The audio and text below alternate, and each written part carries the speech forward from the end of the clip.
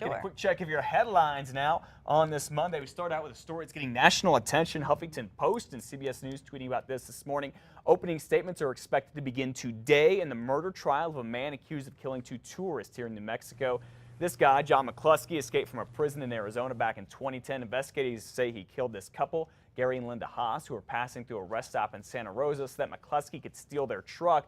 The people agents say were with McCluskey, Tracy Province and Castle and Welch, have pled guilty in the case. They're expected to testify against McCluskey. This is in a federal court. No cameras are allowed, and it will be there. We'll let you know what happens. All right, as you mentioned, Nikki, it is back to school today for UNM students, and it might be a little more crowded than normal. This year's freshman class is expected to be about 4% bigger than last year's.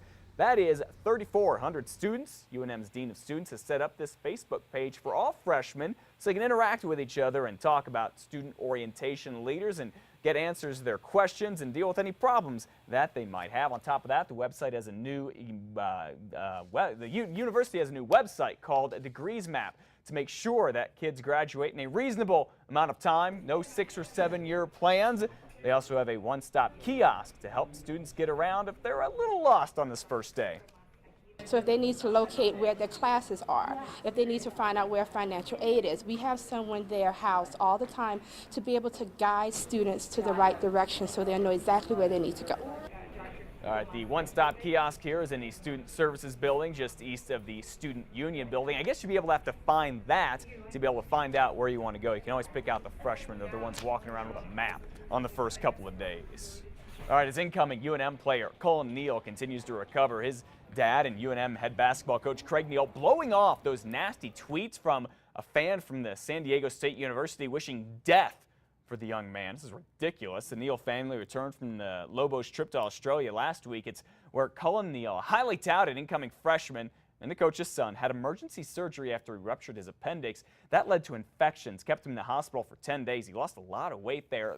Then last week we told you about this. A fan from San Diego State's student section caused a national stir when he wrote this series of tweets wishing Cullen more pain, even death.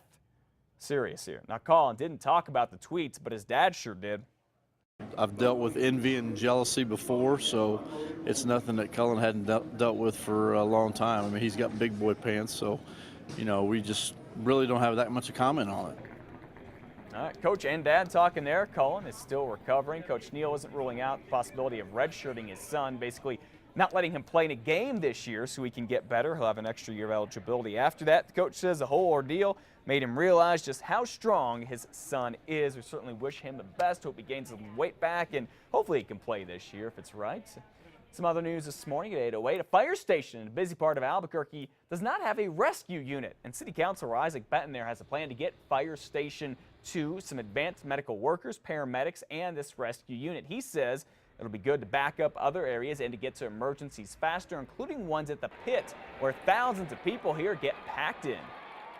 The entire city, we have a lot of an aging population, a lot of older folks.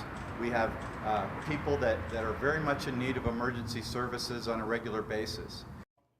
Fire Chief James Breen tells us he likes the idea of the plan. However, it needs more money, and right now it's simply unrealistic that it takes nearly a year to train paramedics. He would like to talk with Councilor Benton about the idea. That does it. 8:09 now for your headlines on this Monday morning.